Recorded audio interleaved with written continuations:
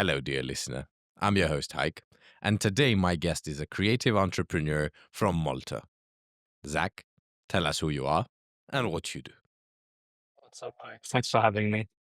I would say I'm a creative person who's very interested in business. I'm mostly a transmedia artist, and what that means is I like to tell stories that allow me to explore different mediums from digital art all the way to sculptures and property. When did it start? How did you get to art? Tell me more. I was always drawing since I was a young kid. As a family, we'd always be out and we'd always be out at restaurants, and dad would be by my side and he'd be teaching me how to draw on a napkin. Okay. And from a very early age, I started realizing that I really enjoy art. I really find it interesting. And being a product of the 90s, I was surrounded by cartoon characters. So I'd like to say that I get my inspiration from all the cartoons I used to watch. And I never knew it was a career. I mean, I would say Malta, where I'm from, a very small island, 18 kilometers from one side to the other. I mean, we have a lot of culture, but I never thought this would be a career. And someone had told me about graphic design. I still Hmm. remember looking it up. I'm like, what is this graphic design? And when I look it up, at that time there wasn't much information. But little did I know that I would end up loving graphic design and Hmm. it would open a lot of doors as a creative. I'll give you an example. So I was always curious. I used to love um, collecting things, breaking them apart, putting them back together. Um, I would say even sometimes, which sounds bad, vandalizing my dad's furniture and just drawing on things or drawing on the wall. I kind of had no boundaries. I just loved art. And then as I started growing older, I started becoming more aware of like where art can go, where creativity can go. And it's not predetermined on just a canvas or a piece of paper. It could be digital, it could be sculpture, it could be intellectual property.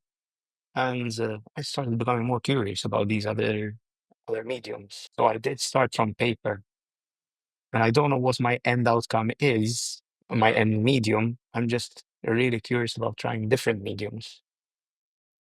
Can you know it though?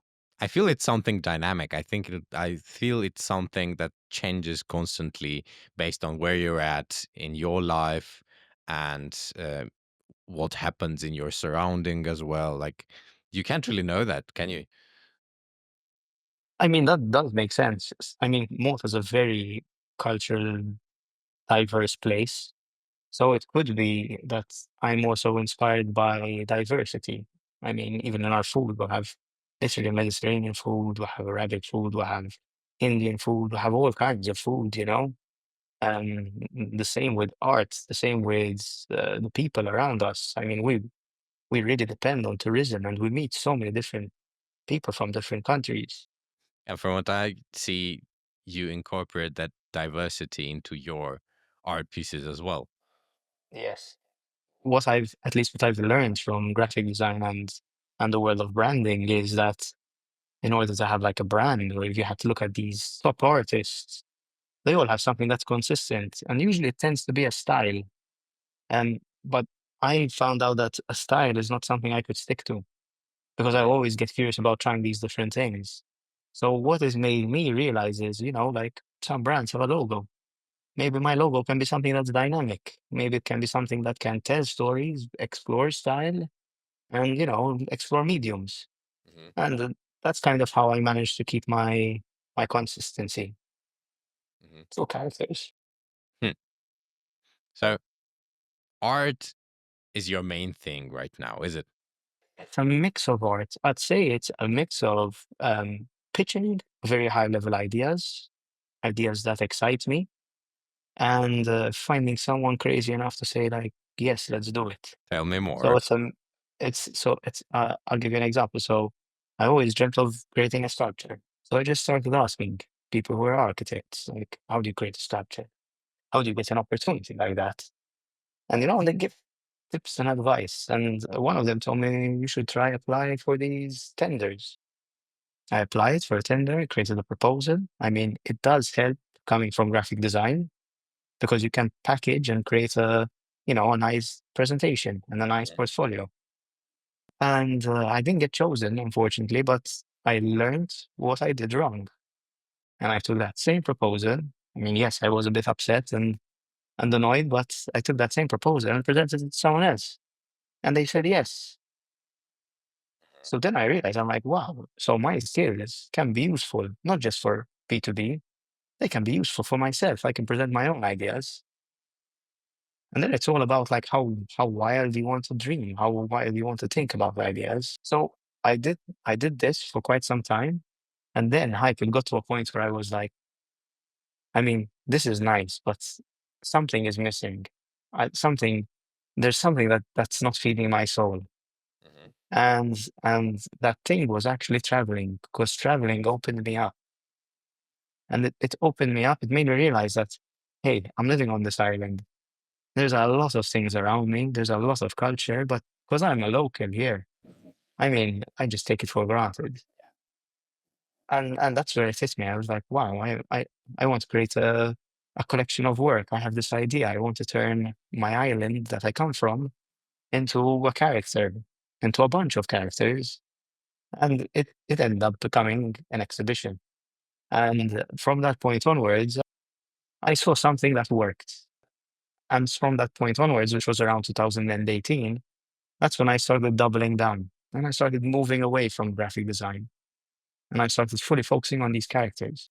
I felt so happy. I said, like, wow, how do I make this my full-time gig? Like, I'm really happy doing these characters. How can I get paid to do these characters? At the time, it was an exhibition.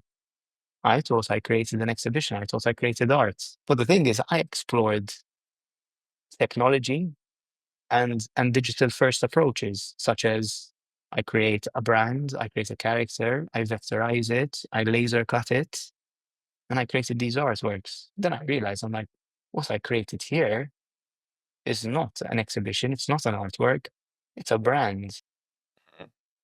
And that's when I started doubling down.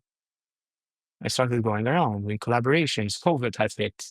I started asking people, reaching out globally. I'm like, can you take this character and share something that you've learned in creativity and interpret it in your own style?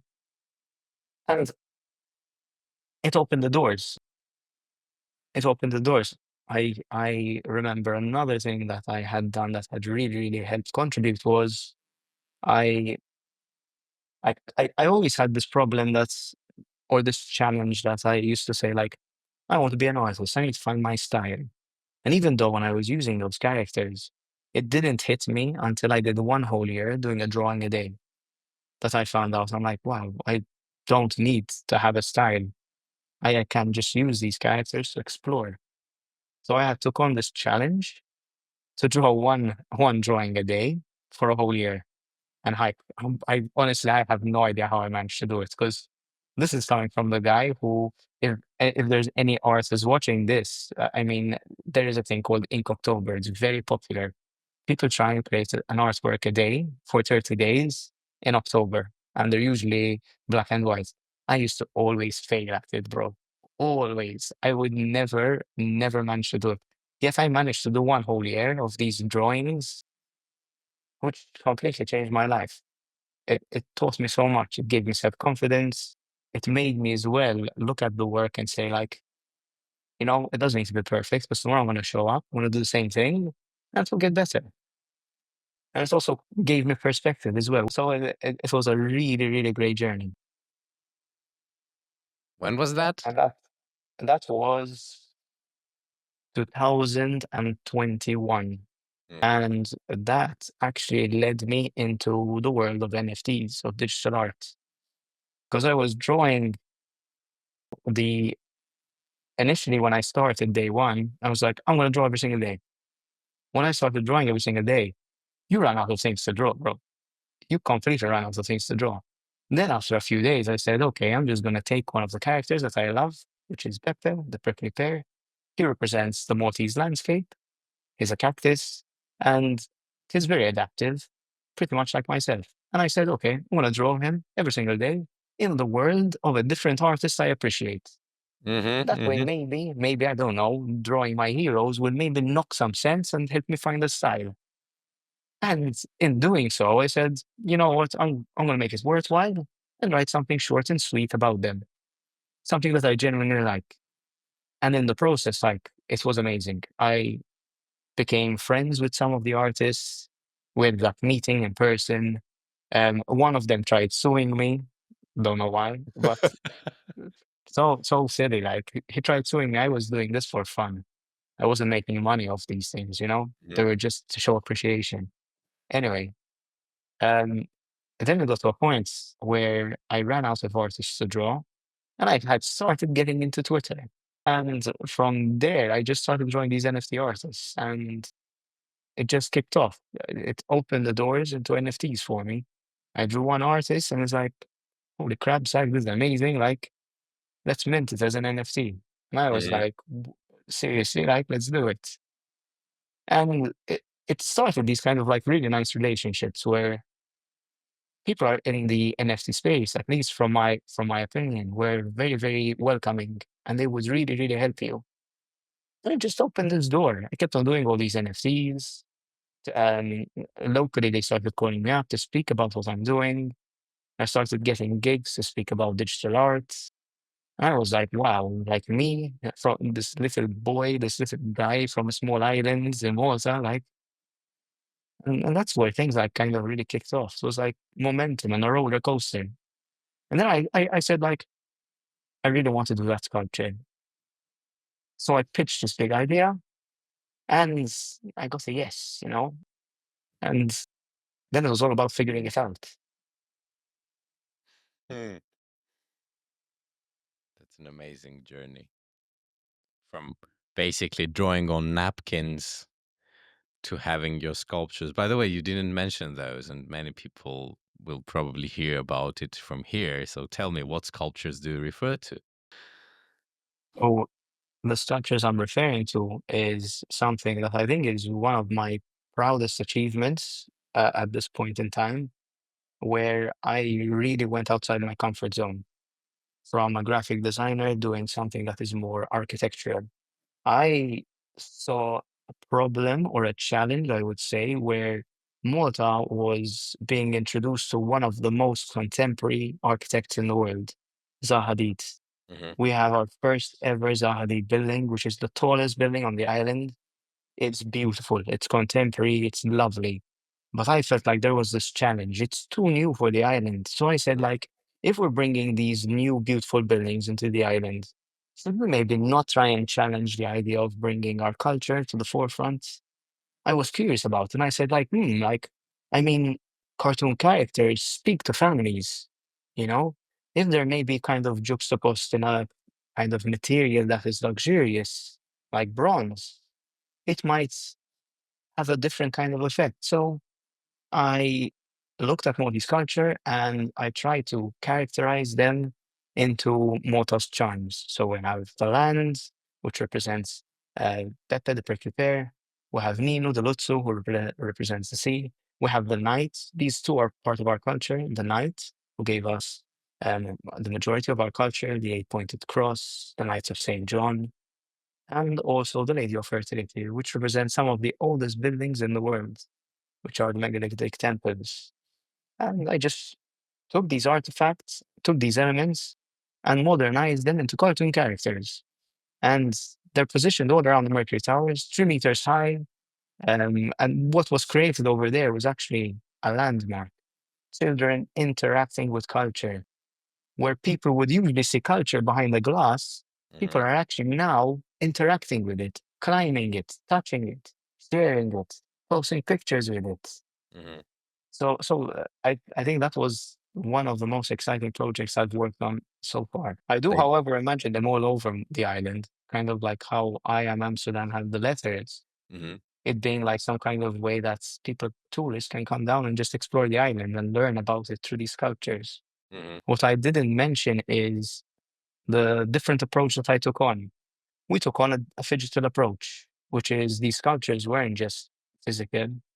We also created a whole digital campaign of these characters like in their natural habitats through storytelling, coming alive and making their way to the Mercury Tower and being fossilized in bronze.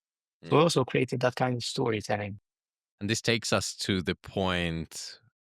where we talk a little about your entrepreneurial uh, journey skills, because like you started in graphic design, but then you learn pitching, right? With all these ideas and pushing this, it's not an easy job at all, especially for introverted people. Well, from what I understand, many artists are introverts in a way. And so tell me more about that. Like, what was the main challenge for you on that journey and how did you overcome it? I, I, I Mm, wouldn't say it was a challenge. I think it's something that came quite natural to me. I found that even since I was in school, I loved presenting my ideas. okay. And the thing is, if you had to put me even today to present an idea that I don't know anything about, I'm going to be extremely shy. I'm going to be like, I don't want to go up and speak. But because I know the subject and I'm passionate about it, I just find it so easy. If you spend so much time creating art, you have the passion. Just tell people about it. Hmm. What this character means, what's the story behind him, how you created it. That's what they want to hear, you know? Yeah, that's generally it, really. Like the story behind makes it more beautiful. And the art of storytelling is something that many artists need to master, I believe, because some of them they generally create art and wait to be appreciated. But I think that's not how this world works, does it? No, it's so relevant that you bring that up because I recently met a young creative who reached out to me and I shared some kind of guidance of what has helped me. And that's exactly what we spoke about. If you think that a brand or your heroes are gonna come and approach you, eh, it's a very wrong assumption. To stand out as a creative, it really helps to have fan art. It really helps to create art around your interests. If you dream of attracting certain clients, start creating the art around that kind of type of profile Hmm. and share it. Like what I did with the work of drawing Beppe in a different world. Hmm. Look at that. I became friends with some really, really cool people like Kane. I became friends with Kane because of that. We're close buddies now, you know? It's crazy. You just do an artwork and it can connect people. Mm, But if you think they're gonna just come to you, it's not gonna happen. You need to put yourself out there. yeah, sure. Okay. What are you aiming for right now, and what do you want to accomplish? I've really enjoyed creating sculptures. I've really enjoyed the kind of the leap in a new medium and curating spaces. And I see myself doing that in the next few years. I want to do it in scale. I want to do it in a larger scale.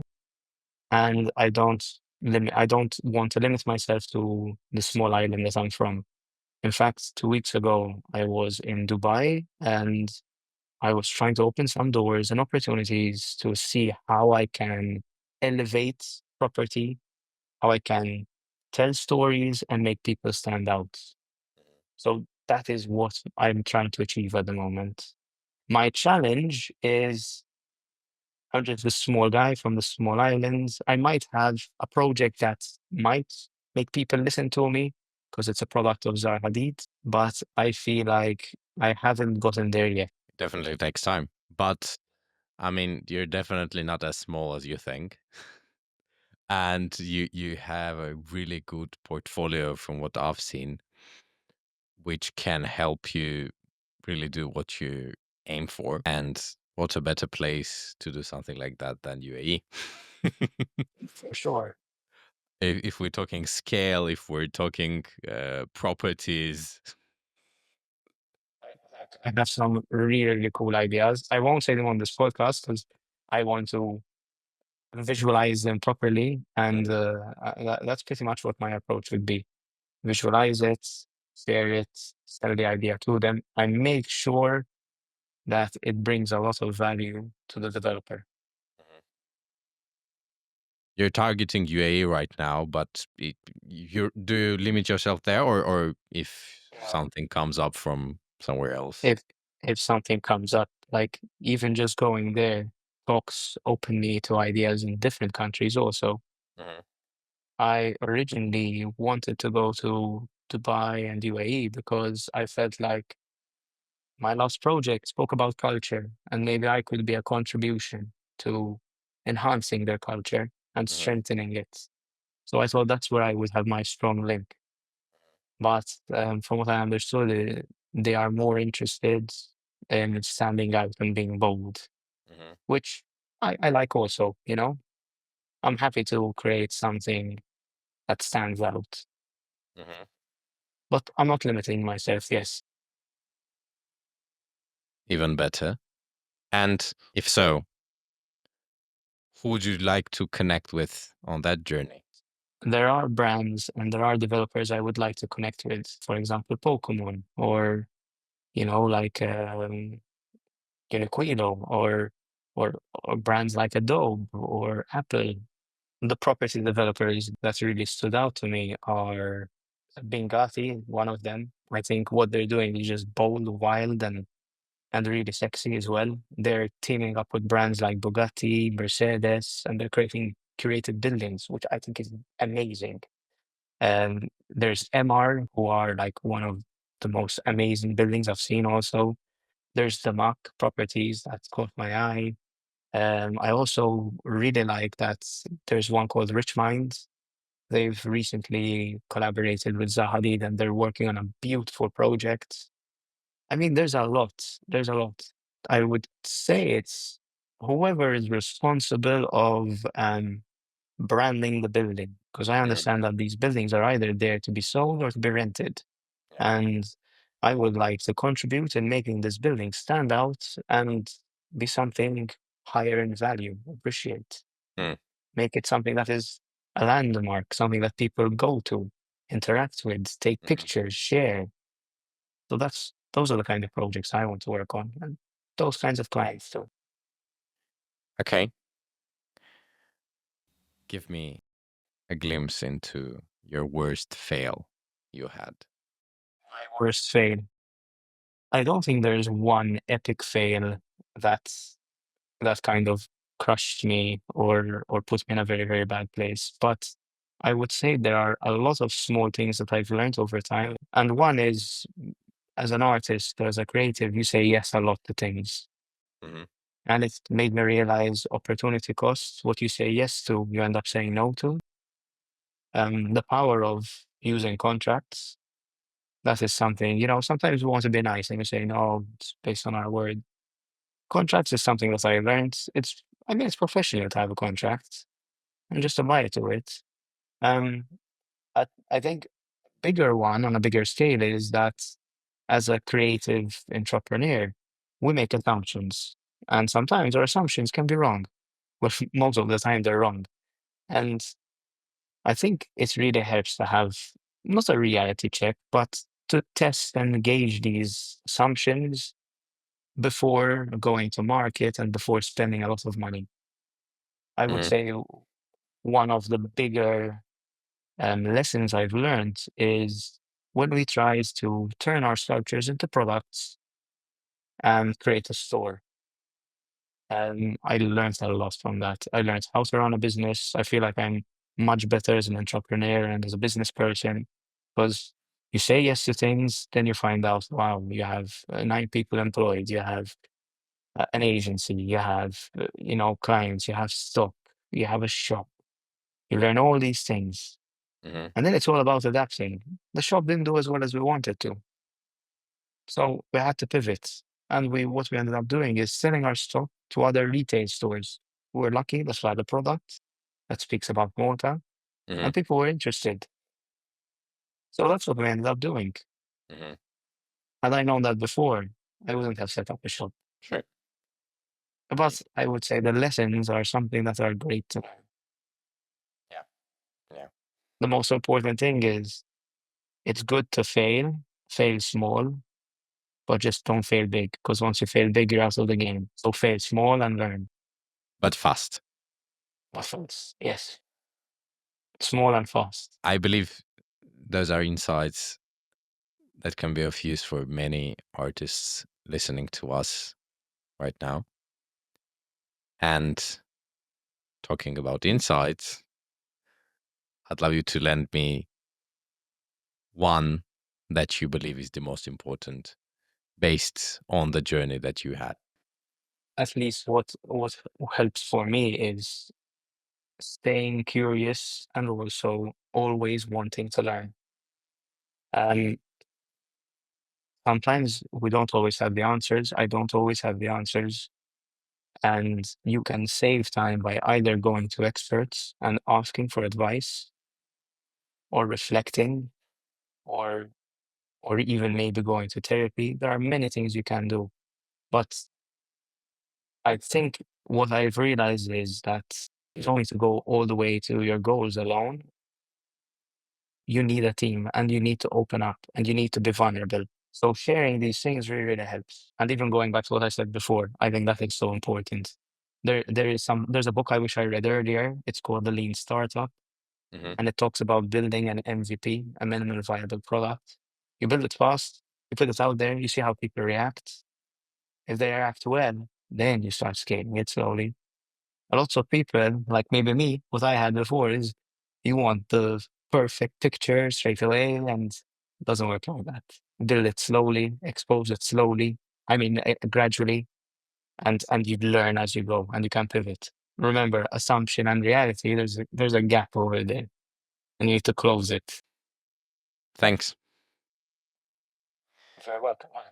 Talking to you was really interesting. And it was real different from all the other talks I had during this podcast because what we talk about mainly is like tech guys who do something and they solve a certain problem and they face a certain challenge and they want to connect with different people. But here, the creative journey that you took us on, I was listening in a single breath, right? Thank you for that experience. You're Uh, welcome, mate. What would be the channels, the best channels to connect with you? I'm usually very active on LinkedIn. I'm very active on Instagram. Email is good too. Okay. Yeah. We'll drop the links below the video. Thank you for joining us today. Thank you for Sweet. listening to us today. And I'll see you in the next episode.